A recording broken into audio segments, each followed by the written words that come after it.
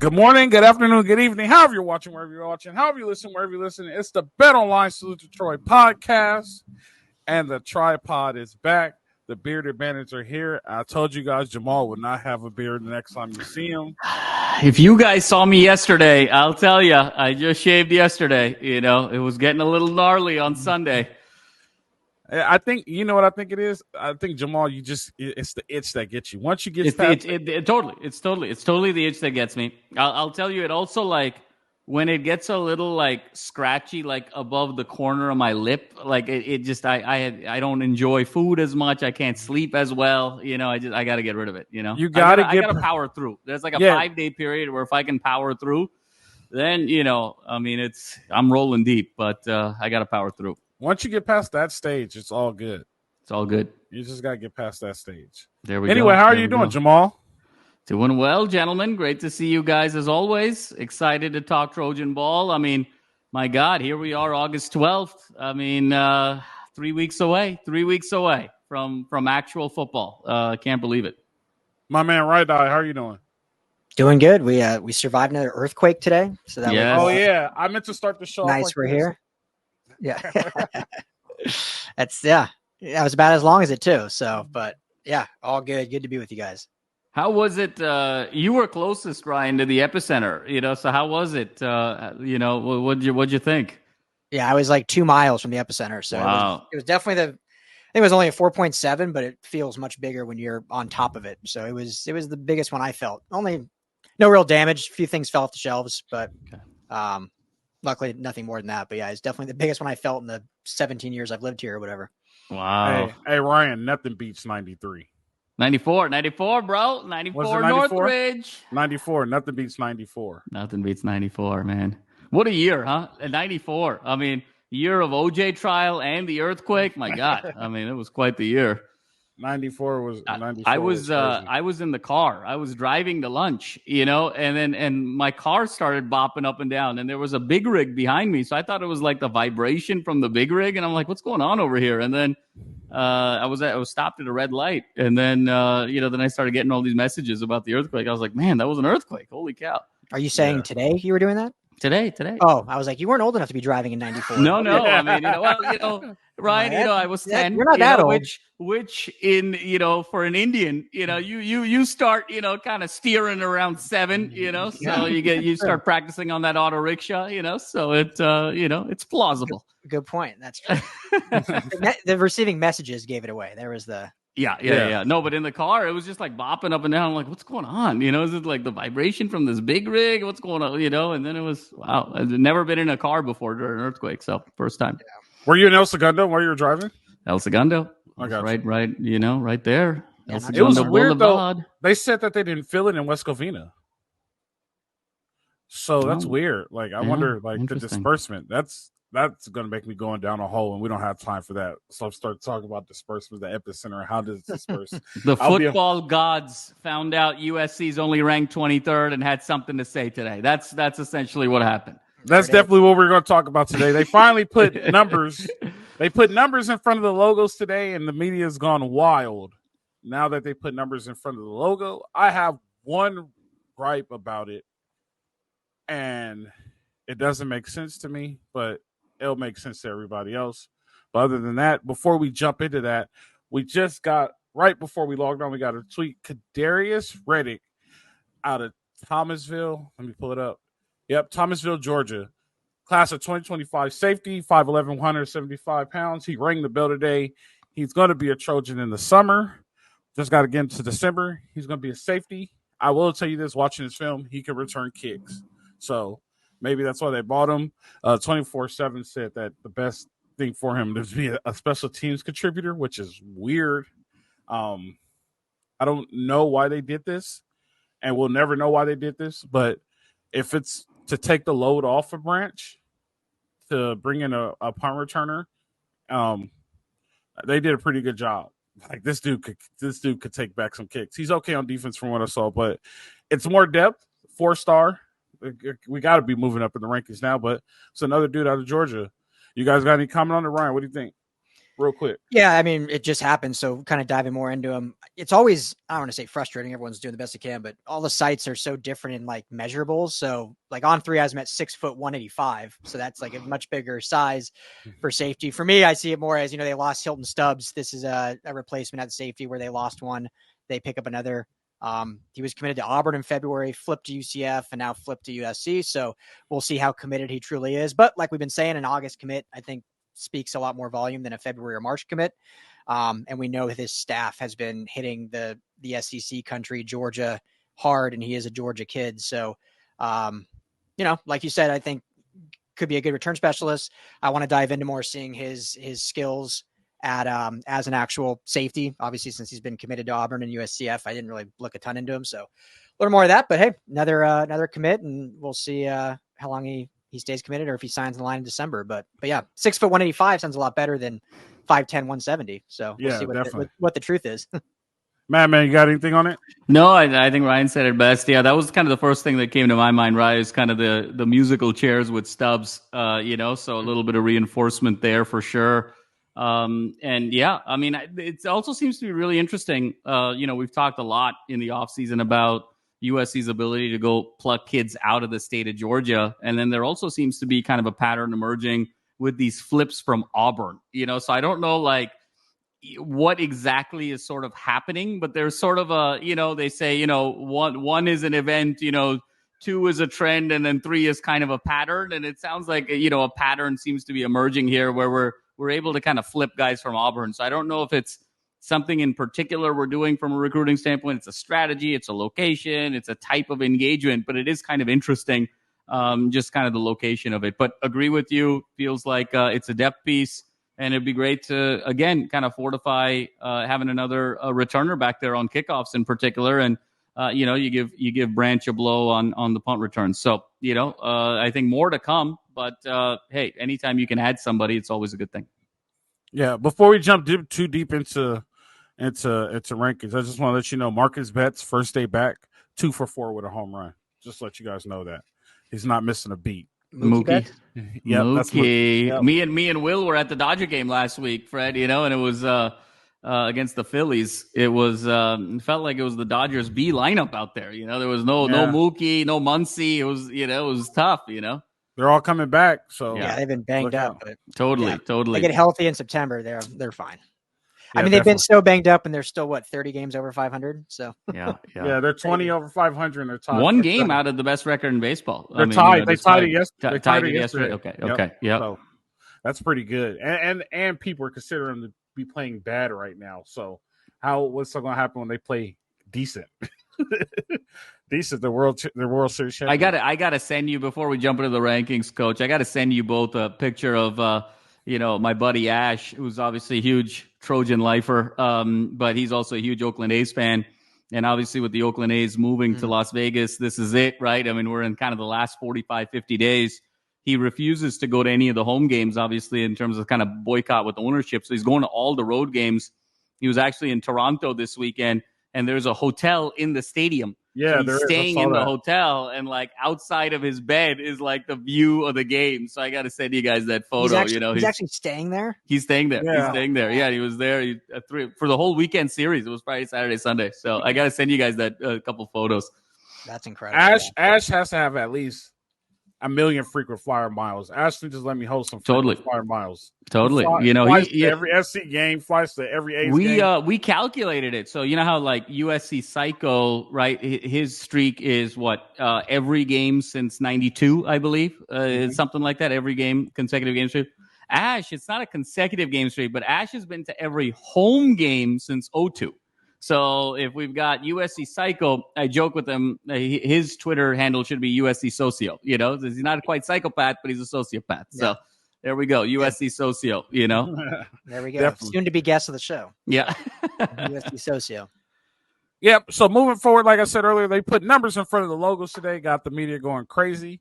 Your boy Paul, he went off on a team, but it wasn't us. He went off on a different team, which doesn't make sense. He said Michigan is a marginal playoff team because they lost Harbaugh. He's never coming back, this and that. But he didn't say anything about Georgia being number 1, and I kind of have an issue with that. But that's neither here nor there. Let's talk about SC being number 23. Real quick on Feinbaum, our boy. Like, did you see he backtracked his Dion to SC take because Dion can't even deal with the Colorado media? Yeah. Shocking. Oh, Shocking. he said, oh, he also said about that. He said that I can't believe that Colorado got 1 vote. He was like, I guess Dion won't talk to me now because I just said something bad about him. So Yeah. the Dion experiment is going up in flames. That hypothesis is coming very, very true. Coach loves every bit of it. Why are you basking? And it's like when Jerry Seinfeld asked Kramer, it's like, why are you, when he was losing money in the stock market, he was like, why are you enjoying this? It's I'm actually rooting for Dion, but boycotting a network because you put rankings out, like, that is totally. It's just the fact that he's. No, I understand why. I'm just giving you a hard time. I totally get it. Whole thing, like people earn their keep and people dream of becoming a head coach, and then you just pop and get a Power 5 job, and like you don't have the training and you're terrible at it, and it's just unfortunate. Neither here nor there. Like, that's a conversation for a different day we could have offline. But back to the rankings. Off of our tangent, USC is number 23. I don't know if the AP, and so the coaches have them 23 also. Yep. But they have North Carolina State flipped with Kansas. So the AP has Kansas 22, but the coaches have North Carolina State 22, Kansas 24, North Carolina State 24 in the other one. But they primed FC to be in a perfect spot. And let me tell you why. SC goes to LSU, beats LSU. They beat Utah State, right? They go to Michigan. And let's just say they lose to Michigan, but they lose to Michigan by 3 on the last second. I even give it a really good defensive game, 10-17 in the big house. It's a game that everybody expected to be. Michigan edges USC, right? So they beat LSU. They jump up, let's say, 17. They lose to SC. They drop 2. They go down to 19. Now let's just say SC runs the board, right, all the way until they get a rematch with Michigan again. Now that puts them in prime position to make you only got to be 12 to make the playoff. So it's not hard for them to make the playoff. The question is, how good and how high will they be? Are they a first round bye team? Are they a 6, 7? Are they a 3 seed? Like, who do they see in the Big Ten championship? There's so many unknowns and so many questions, but where they're placed now, the schedule is very favorable to them. And I say this because Penn State is ranked number 8, but Penn State has, correct me if I'm wrong, Penn State comes to LA or SC goes to Penn State? It comes to LA. Penn State comes to LA, right? So that works in their direction. Here's another thing you have to ask the question about Penn State. What week is it? Because, after week 6, Penn State is no longer a thing, right? They always have this, like, they're top. They're very good, and they just seem to trend down fast. But Penn State comes to LA. They beat Penn State. Their schedule right now is very favorable for them. Battle of Victorville, that's always up in the air. That's always a question. Like we always say, the most underrated rival in college football. They are set up to be a college football playoff team. The question is, how much leniency do they get, and how many losses are they allowed to get to end up in the 12th spot? That's my question. So I'm going to say this. We know that America does not like SC. So I think they're only allowed at 2 losses. Anything other than 2, they're going to miss the playoff. I don't care what you say. There's going to be other 3-loss teams that's going to make the playoff. SC has 3 losses. They don't make the playoff. Only way they can have 3 losses is if they make the Big Ten championship and lose in the Big Ten championship. That could be their 3rd loss, and that will still get them in, I think. But where they put them, I think they're in prime position. Their schedule favors where they need to be. The question is, where's the ceiling on this ranking, and where's the ceiling on this schedule? How far up can they go? That one is left to the players and remain to be seen once we see the product on the field. Ryan, what do you have about the ranking? Yeah, Jamal, you and I talked about this back when we were doing the LA football show.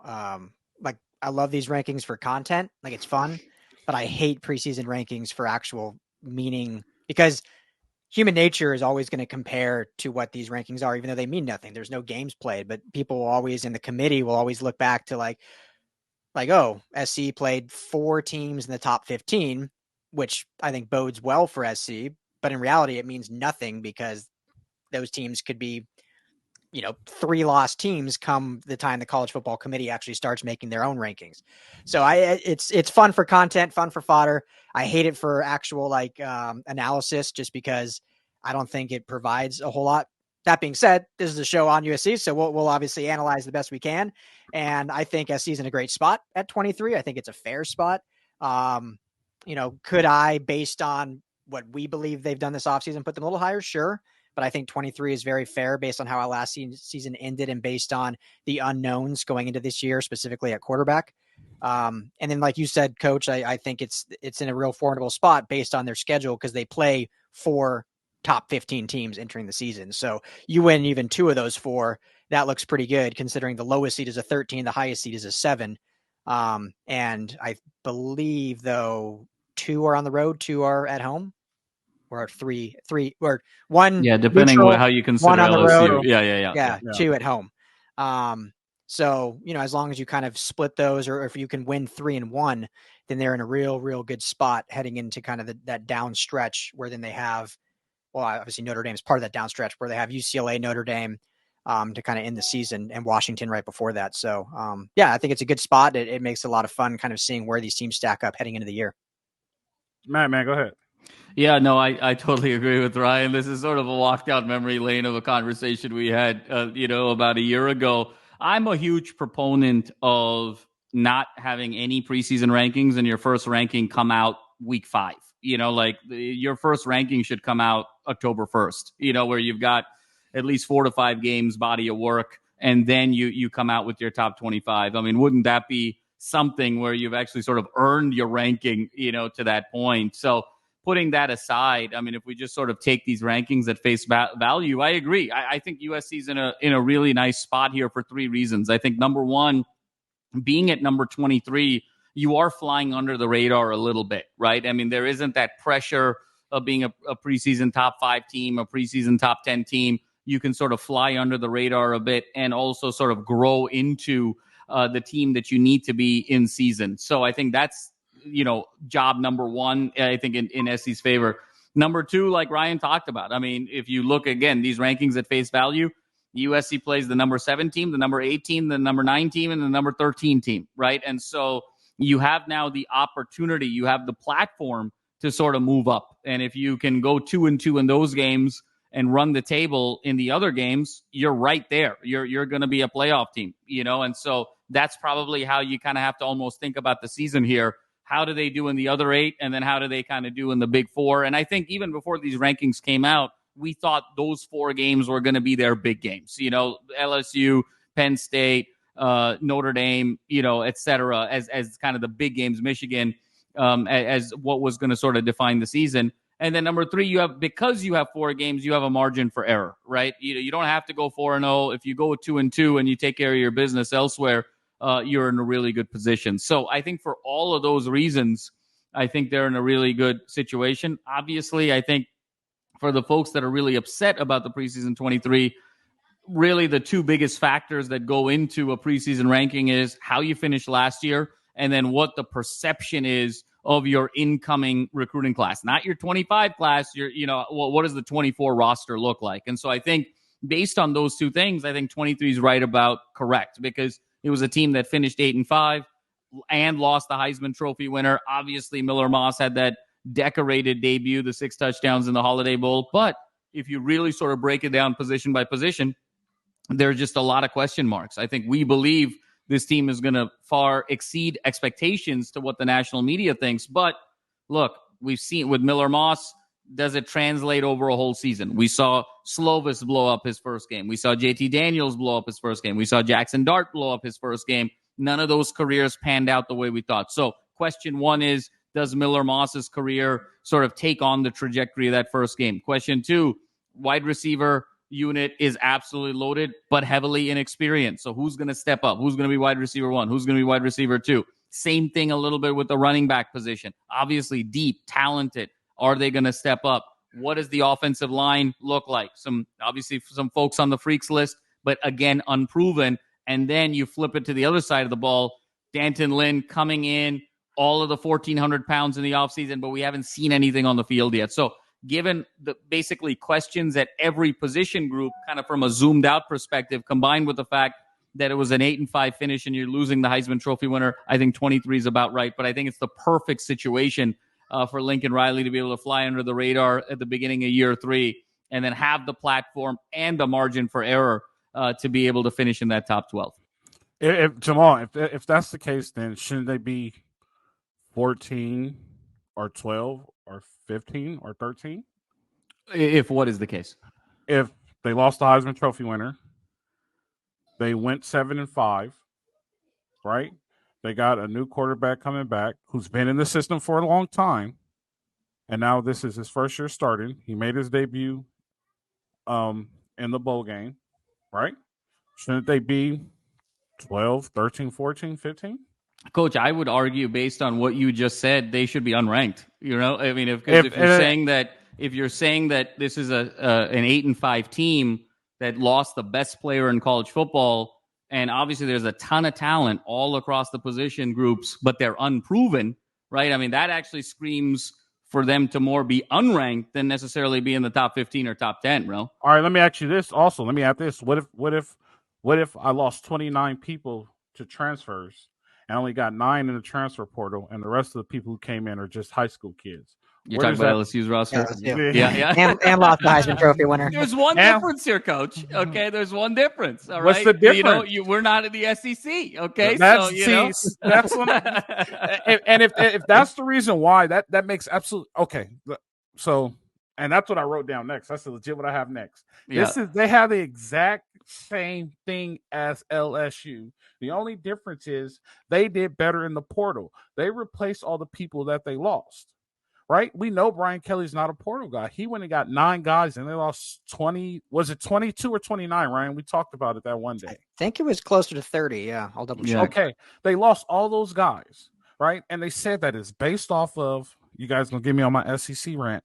It says it's based off of what you did in the past season and what you have coming in. Totally. You have a mirror image of USC and you put this team at 13. There's no way you could tell me that your team is a number 13 team and you lost 20 guys. Let's say the 9 guys that you brought in replaces we'll say 29. So it's 27, yeah. Okay, so you lost what? You lost 19 guys, and you're telling me that they're a 13 team and it's the exact same thing as SC, same record, right? I don't know what LSU did in their bowl. Did they win their bowl game? Yeah, and they had 2 more wins last season. I think they were 10-3. Yeah, were they? Okay, they were. Okay, yeah. I apologize. They were 10-3, but you lost the Heisman. I mean, we've talked a lot, Coach. Like the similarities between these teams are kind of uncanny. Like quarterback situation. Coaches in year 3, replacing Heisman Trophy quarterback. Obviously, really great offensive minds. A lot of questions on defense. Yeah, LSU replaced coordinators. Absolutely. It's uncanny. I mean, they're mirror images of one another. But I think, Coach, to that point, I think there is a significant difference between going 10-3 and going 8-5. So I think for that reason, I think they deserve to be a few spots higher. But again, look, if 2 things. One is if SC wins that game, they probably go from 23 to 16. Okay, yes. If LSU wins that game, they probably stay at 13. Right. So in the end, the outcome of that game isn't going to materially change the ranking that much. And then number 2, I would argue if you are truly kind of a mirror image of your opponent, you want to be the lower ranked team because you're actually going to sort of get outsized credit if you win the game, right? I mean, it's going to look even better potentially on your resume. Again, Ryan, to our point, assuming these things hold up, which is a big assumption, but let's just sort of play that assumption world. You'd rather, if 2 teams are equally matched with each other and it was 13 against 23, you'd rather be 23 because it's going to be a higher quality win. You're going to accelerate up in the rankings faster. You're going to just generate this momentum right off the bat. than you would if you were the higher ranked team. So in that regard, I think it's all going to sort of correct itself. But in that way, I think USC is actually at an advantage. Yeah, and I like the flying on the radar thing too. That kind of works out well. But the only thing is, here's the only problem with SC could never fly under the radar. You know what I mean? Like, it's just they're USC. Like, if SC all of a sudden pops off 5-0, they're going to jump from 23 and they'll be outside of 10. They'll be like number 11, and they'll be like, oh, the Trojans are coming. You know what I mean? They beat Michigan, they beat LSU, blah blah blah, this and that. Their next big test is going to be Penn State. Like, compared to like Washington, which I'm surprised is not in the rankings, makes absolutely no sense. They hired their hire at head coach is just as good as the guy they left. And I told you guys this, I don't think you were on the show, Jamal, but I told Ryan this last year when I was like, Arizona is going to be ranked. And they finished the season ranked because Jed Fish is a really good coach. He's really good. He does a good job. And he's a Harbaugh guy. He was with Harbaugh. And for you to just pass it up, like, so if it was Washington at 23, they'll be able to fly below the radar the whole time because they don't get as much as national noise. I don't think SC could fly. SC pops off 5-0, they'll be outside the top 10. And all of a sudden they'll be talking, well, is SC back? You know, you'll start to get that narrative. Well, is SC back? Was SC back? I wanted to comment on another thing that you said. And I agree with you, but I don't think, what if you just had no rankings and you don't rank the teams until after the conference championships? You play your whole season. You play the whole season. You're not ranked, and you find out where you legit rank after the conference championship. How much intense will the games be? How much intense will the conference championships be? You know what I mean? Like, now at that point, like, every game matters now, but just think how much we may be a number one seed. Like, this game really matters. Like, you know, like I'm not a fan of rankings either. I legit think it's just a name in front of your team. That's all it is to me. I mean, sorry, a number in front of your team name. That's all it is to me. You got to show up and play still. Any given Saturday, right? Or Thursday, or Wednesday, or Tuesday if you play in the MAC. What were you going to say, Ryan? Oh, I was just going to say, I mean, there's already too much, and it's impossible not to. There's already too much human bias in doing collective rankings. But if you do zero ranking till the end of the season, like, then it's just way too much human bias there. Because then there's, at least now there's something to go off of, like, once the official college football ranking is like, okay, a 10 beat a 12 or this or that. Whereas if you do nothing, you're literally like, well, they were just better. Like, I don't care if they have 3 losses. They're the better team. Like, look who they beat. Like, it doesn't matter. Yeah, I think it would be, I mean, it's a provocative point, Coach. It'd be wild. I would be totally wild. I'm absolutely with you there. But I think what would happen is, to Ryan's point, I think we would get biased even more to just sort of the 10 or 12 blue blood programs, you know, like, and especially when you talk about TV and prime time and Cinderellas and teams that perhaps, you know, haven't been perennial contenders that are one particular year. You know, those are the stories that I think make college football so special as well. And the ability to have kind of an upset, you know, if there's no ranking, you know, how do you determine whether something is an upset or not, right? And how do you actually sort of determine quality along the way? And so I do think that there's probably a happy medium there, Coach, to your point that, you know, I think in the first week in October, you could argue even mid-October, but at some point, you know, midway through the season that you roll out the rankings, but then you do kind of need a barometer to understand how far you are, how close you are, what is a marquee game to allow you to make those jumps. You know, what's an upset, what isn't. I think there's a way to then kind of couch it. And you know, sort of to that point, Ryan, about the human bias, right? I mean, that's just sort of natural with, I think, any sport outside of, you know, the pro sports where you just kind of, it's fewer teams, so you can just kind of go by the standings. I mean, let's not forget, right? 2003, the BCS. What was the BCS? That was a collection of 13 supercomputers. The algorithm was invented at MIT. There was no human intervention, and USC finished third. Okay, you know, in a year where they were considered, you know, the best team. So, you know, not having any human involvement clearly showed it doesn't work. And then sometimes having too much, there's sort of a bias element there as well. But I think you need I think just from a human nature perspective, Coach, we need to know where we stand, right? I mean, pick any sort of walk of life, whether it's sort of in your relationship, in your career, with your friends, with your hobbies. Like, where do I stand? I got to know where I stand. It would be a very uncomfortable world if there was no rankings, I think, in for 3 or 4 months of the college football season. But a wild thoughts for sure. Get comfortable being uncomfortable. And there you go. Boom. And I'm happy you brought that up, because I think that the bias was put on people, right? And I'll say it in this way. You brought up a very good point. The BCS, the computer determined who was the best team in the nation. The SC finished number 3. Well, if it's an algorithm, how does SC finish number 3? And everybody was saying they're the best team in the nation. Who's putting that information into the computer, right? Well, Coach, I mean, it was the metric, right? I mean, it went by strength of schedule. Remember, back then, if you recall, margin of victory was a big deal. And so you saw, if you recall, back in 03, 04, 05, 06, early parts of the BCS, I mean, there were teams, Chip Kelly got a lot of flack for sort of running up the score. There were a lot of Chip Kellys before, in that BCS era. Bob Stoops was one of them. I mean, they would run it up. You're up 54-7. They're pouring it on because margin of victory was a big part of the algorithm. And then if you recall, it was the second derivative, the third derivative in terms of strength of schedule. It was my opponent's strength of schedule, and then my opponent's strength of schedule. We got really deep into the math. And to your point, SC was number 1 in both polls, both human polls, and the computers had them 3.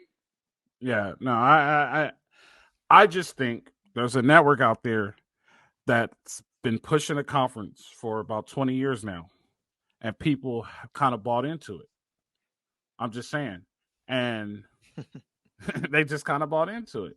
And there's no way you could tell me they got the toughest schedule, but in the middle of the season, when everybody is fighting for a conference championship, they're playing Little Sisters of the Blind and Southwest Poor State. Like, there's no excuse for that. Like, and I saw something today on Pat McAfee. This was like his first time ever going. He was like, they're going to have to stop doing that because they want to see tougher games throughout college football. They're going to have to start playing their first game of the season on the road. They were the only conference that didn't play their first game of the season on the road. They played it at home or a neutral site in their region. Now they're starting to get pushed away. They're going to have to play at home. There's going to be some changes. I don't care what you guys say.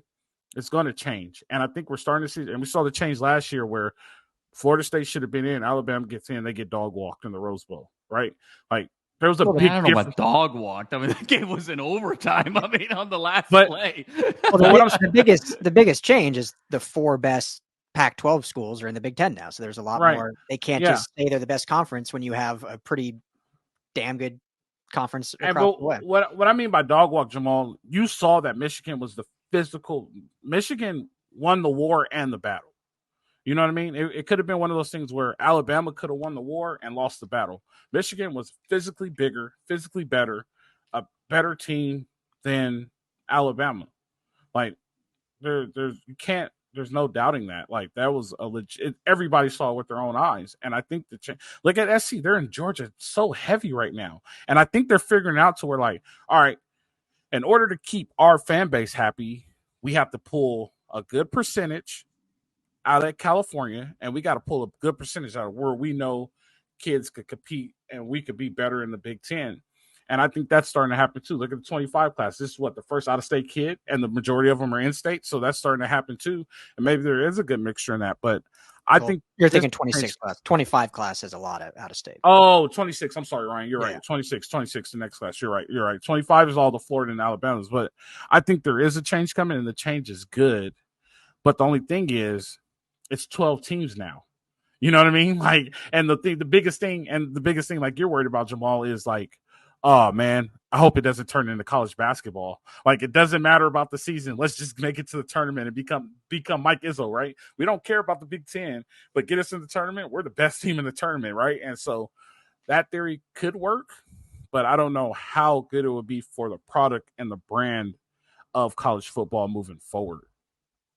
Yeah, I mean, I think, Coach, I mean, all very fair points. I think the key here, though, is all of whatever perceived bias there is or favoritism there is. And then we've talked about this earlier in the offseason. You have to win, right? I mean, at the end of the day, there's no denying that the SEC has won 15 of the last 19 national championships. So do they get more than their fair share? Like we talked about, probably. It's kind of like, hey, does LeBron get more hype sometimes than he deserves? Or, does this superstar get more hype than they deserve? Probably, because that's sort of just the nature of sports media. That's the nature of American culture. That's just, we hype things up. That's what we do.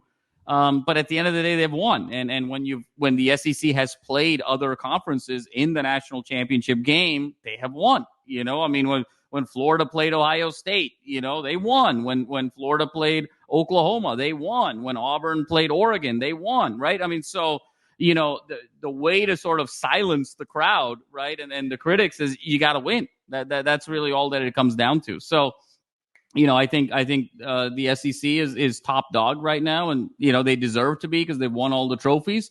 And now the Big Ten is, to Ryan's point, and what we're seeing, they're reinforced now with these four great programs out of the Pac-12 across multiple sports. So now it's kind of a mano-a-mano type of situation. Now, let's see, is there an opportunity to sort of dethrone the SEC as the best conference, and is the Big Ten ready to take that mantle? I think that's what's going to be really fun and unique here. But I think both conferences are going to be highly respected. I think both conferences are going to get at least 3 teams in every year, maybe 4, and so I think, to that point, as long as you can kind of finish top 4 in these conferences, you're going to get in and you're going to have a shot.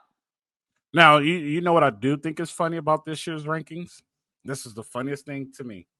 Texas is number 4, right? And I'm seeing Texas number 4 like makes sense. Their quarterback is coming back. Sark has finally built what he's needed to build. They were in the college football playoff last year. This is a good football team coming back. You see some things around the world like, oh, well, it's the SEC team at number 4. We got another one. We got 8 in the top. Like, hold on. That's a Big 12 Texas team. And then you start to get they already started recruiting for the SEC. That's a Big 12 Texas team. There's kids on that team that were recruited to play in the Big 12. Like, it's funny how all of a sudden Texas gets so much love now that they're in the SEC compared to if this was a year ago and they were the number 14. They're like, well, how is Texas number 4? Why is Texas number 4?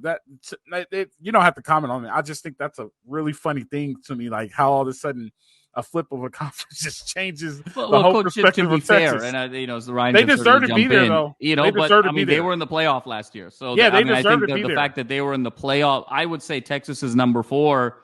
The 2 factors to our earlier point is because of how they finished last year as a playoff team. Correct. And number 2, all that nil money's coming home from a recruiting standpoint and a retention standpoint, more so than the conference, I would say, is why they're at 4.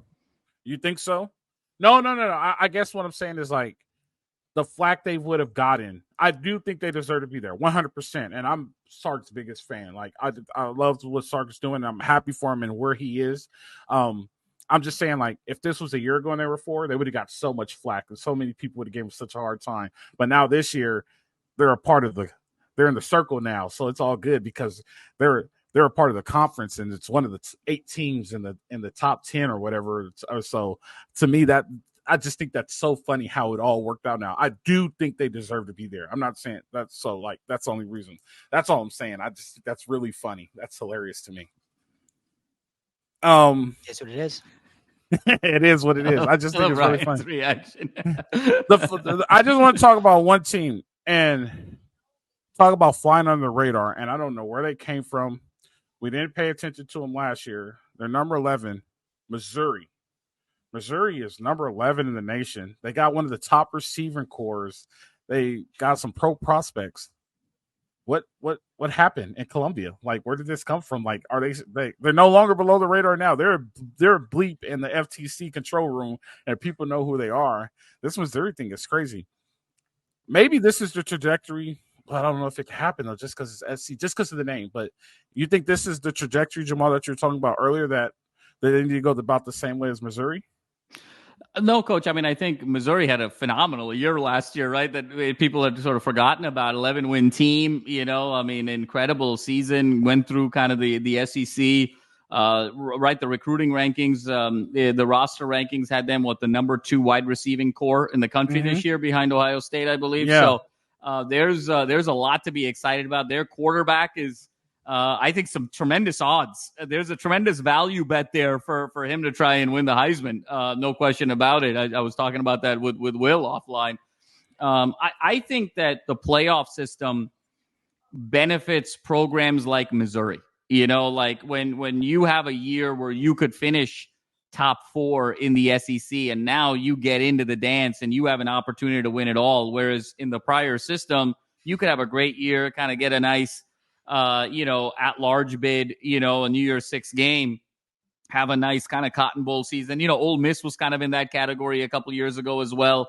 Now you get the opportunity to play for it all. So I think those teams that are kind of perennial 4, 5, 6, that they hover, around the top 4 in both the SEC and the Big Ten, I think those are the programs that are going to wildly benefit from a playoff situation. So think Missouri, think, in the Big Ten, think of Wisconsin, Ole Miss, Penn State. Utah. I think those are the teams that are really going to get an opportunity now to be able to win the whole kit and caboodle. And then when you sort of flip it on the other side, when you think about a Big 12, for instance, now Utah kind of gets the opportunity to play for it all, and they get a chance to kind of get in when they've always kind of been on the outside. I know Ryan has talked about this a ton over the years where, Utah's always really good, but they're never quite great. There's a ceiling to their talent. They usually kind of peak out as a 10-2 team, a 9-3 team. But now guess what? That can get you in the dance, right? Mm-hmm. So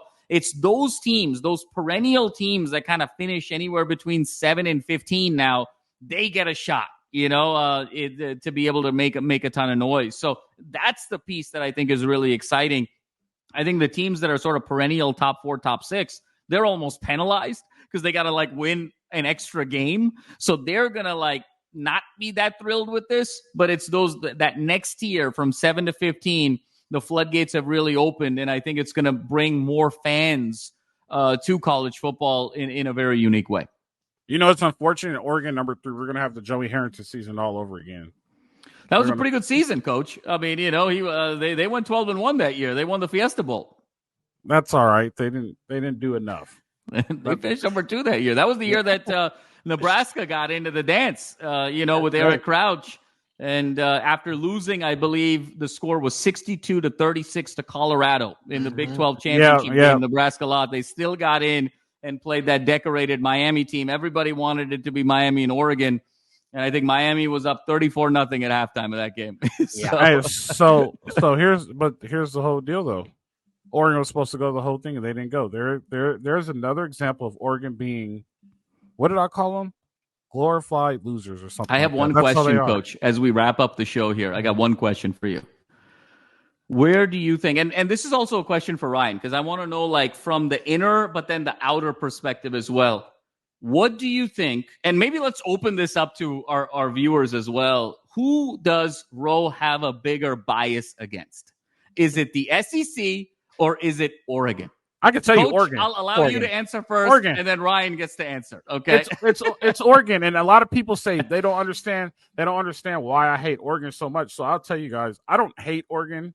It's more of a sibling rivalry, right? Me and my brother were 15 months apart. We lived together for a long time. Of course, we grew up together, but we were like twins. People thought we were twins. He went to Oregon. It's just a sibling rivalry. We see each other all the time. It's so bad. It goes into other sports. It goes into baseball, basketball, women's. Anytime Oregon SC is playing, and it's just the fact that they never won a national championship. I throw that at them all the time. I played NCAA football last night, and I beat them with UMass. And I said, "Take your uniforms back to Eugene." And I sent them a picture. It's legit Oregon. And it's not hate. It's just sibling rivalry. And he watches the show, and so he'll see it, and I'll get a text message like, "There you go, Oregon hate again." It's more sibling rivalry. So I'll tell you, it's Oregon. Love it. I'm trying to think if I've seen it before, but I better not ever see you in any Nike gear. You better be Adidas or Reebok. Okay. Be rocking me? Gear. Yeah. Who, me? No, SC is a lifelong Nike school because they were on the board with Phil Knight. Yeah, that's true. Yeah, but let's be real, Coach. There's only one Nike school, okay? And everybody else is just sort of along for the ride, Yeah. okay? All right, Nike, real quick. Nike pays SC to Yeah. use their brand, but there's one Nike school. There's one Nike school. Nike was invented at one school. Yeah, you know? that's true. So... One more thing, and then we'll talk about it. We'll cliffhanger this. But here's the best thing about the college football. This is one thing that's going to eliminate it. If you're a top 12 team and you have a top prospect for the NFL draft, he's going to play in the next game. He's no longer going to sit out. That means you're going to see a lot more NFL prospects in bowl games now. They no longer sit out of bowl games because the goal is the national championship. That's where, if the NCAA use their mind like this on other things, this will be a great organization, but they refuse to do it. That's why they're on the brink of extinction. 5 years, this won't even be here. We'll be trying to figure out how these independent teams are going to have a championship. That's all I have. You guys can take it however you want to take it, but that's just what I think about it. Yeah. But it'll be good. But I appreciate you guys. That was a good one. The number 23 Trojans are getting ready to play the Tigers. We'll be getting ready to talk about that pretty soon. Yeah, we have a guest on our next show, LSU beat writer. We have a guest on our next show, LSU beat writer. That would be fun. I have a lot of questions. Did you know that nice SC? Did you know that SC's record against LSU is like way above 500? Just joking, but no, it is though. I just looked it up before the show. When was the last time SC played LSU? I don't remember, but USC is 1-0 versus LSU. Love that. Like, the game was probably in 1942. Yeah, it probably was. And did you know that USC made the SEC? And anybody who wants to argue that, I dare you to argue that, because there's history behind that. USC made the SEC. So without USC, there will be no SEC today. I appreciate you guys coming on the show. I appreciate all the fans. Guys, it'll be fun. We'll have a LSU beat writer on Thursday. We can't wait to have that happen. You guys know. Thank you guys for watching. It's the Bet Online Salute Detroit podcast. You guys know how it goes. Live free, fight on.